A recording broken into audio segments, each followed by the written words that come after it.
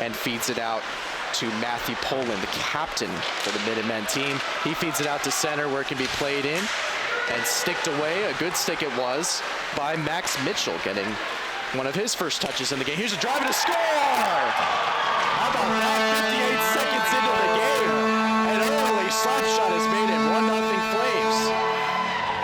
Yeah, going back to what you were saying about the seniors, obviously an amazing presence to have on the ice right here. Going to the replay, of course, looking at it is a senior leading the charge right there. Getting the start, David, absolutely. More defensive stands than they have aggressive opportunities here so far in the second period, but they might get one here. Here's Granzow. One-on-one with the keeper. He dekes one and scores! Wow.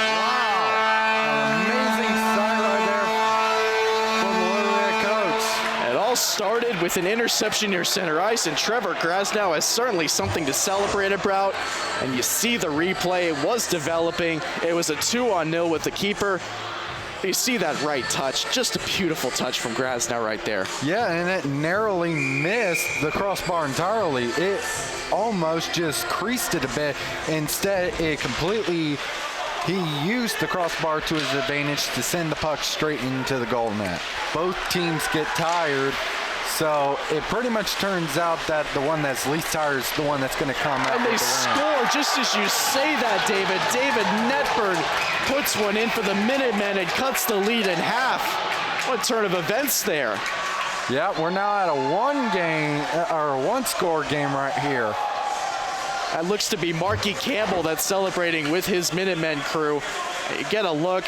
Yeah, that was a quick shift, and like we mentioned before, honestly, we're going to sound like broken records when talking about the goalies.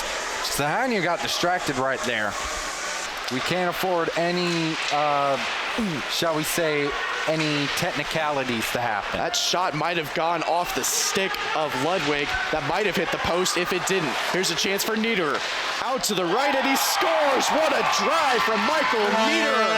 Just like the last goal by Liberty, using the crossbar to his advantage. He beats Ludwig stick side and doubles the lead. It's once again 2, and it's 3-1 Flames.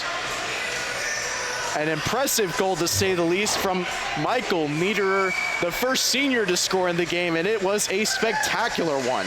Yeah, not bad for a senior night when it comes to Niederer. Of course, him, we have to talk about captaincy as well. Not just with scoring, of course, being third in scoring currently. It's absolutely important. For one thing, you have back to a 2-score game. The Minutemen, and they score. David, just as you say that, it appears that you've awoken the Minutemen, because it appears that both their goals have come while you were discussing trying to get them the goals. And there you go. Jude Bonavita gets a spectacular goal off a rebound and cuts the lead in half once again. Yeah, these Minutemen, they won't let me finish the sentence. You see the replay there. Absolutely an amazing feat of athleticism by the Minutemen. Jude Bonavita getting the face-off to boot. Well, he thought he got the face-off. It actually ends up going off his knee. And we just want to send our thoughts and condolences out to him, Alex Kaprick. The Minutemen trying to get it off the corner boards. Intercepted by Doe. Here's a drive out to Lamoureux, and he scores! Just as wow, unbelievable right there. Once again, distracting the goalie has been a key strategy by both teams. An unbelievable shot from Roman Lamoureux, and we will get a look. Beats the goalie before he can get to his right side. That, I'm not exactly sure, but that looked like maybe a Minuteman might have put it in. Perhaps it might have gone off a skate. We will wait to get the official word, of course, from the PA announcer, but it is 4-2 Flames. Here's a chance for the Minutemen, intercepted in the zone. They have confirmed that the goal is Roman Lamoureux. It's his first of the game and of the series, but here's an opportunity for the Minutemen. Here's Sean Prendergast, a shot, turned aside, the rebound out in front, and it's in the back of the net. Just as we were discussing Liberty's goal, here comes the retaliation by the Minutemen. Just as we thought that the Liberty Flames have the momentum, the story of the third period is the Minutemen just keep fighting back. Yeah, this is starting to look like Bunker Hill.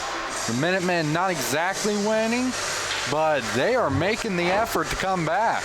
The 2-on-1 develops a wide open look in the center of the net, and you can't ask for anything more as a hockey player than to get an opportunity like that. 4-3. 5 goals scored in the period. We still have 9.5 minutes to go. It has been a wild third period. It's been a wild hockey game. It'll be all the way back to center. The Minutemen will have to readjust. And instead it goes all the way back to Campbell and back out to McDonald. McDonald to his left, fires a shot, tried to go near side with it, and he does successfully and ties the game. We got a tie.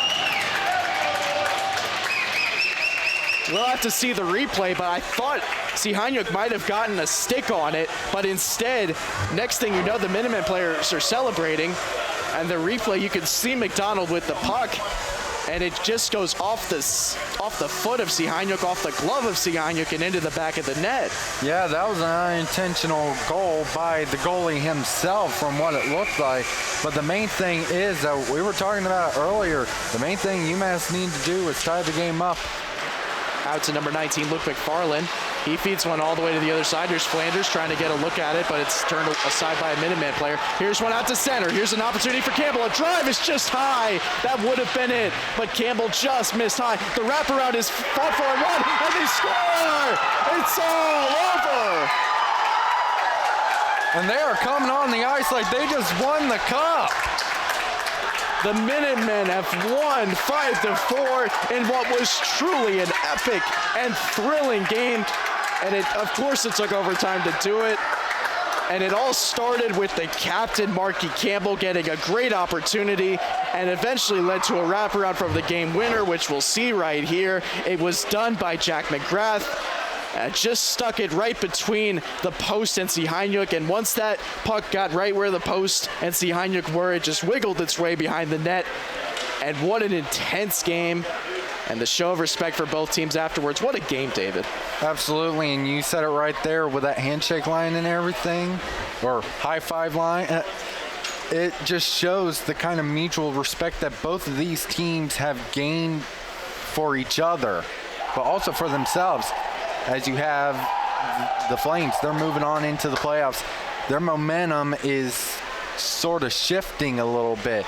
We'll see how they do on that third and final game coming up tomorrow. And the beautiful thing about it, David, you just said it. We're not done yet. We've got one more game between these two teams at 1:30 on Kaltura. For my partner, David Henshaw, for my reporter, Josh Austin, this is Joey Palermo. What a game we had between these two teams. We'll be back tomorrow to call the series finale between the Minutemen and the Flames. So long.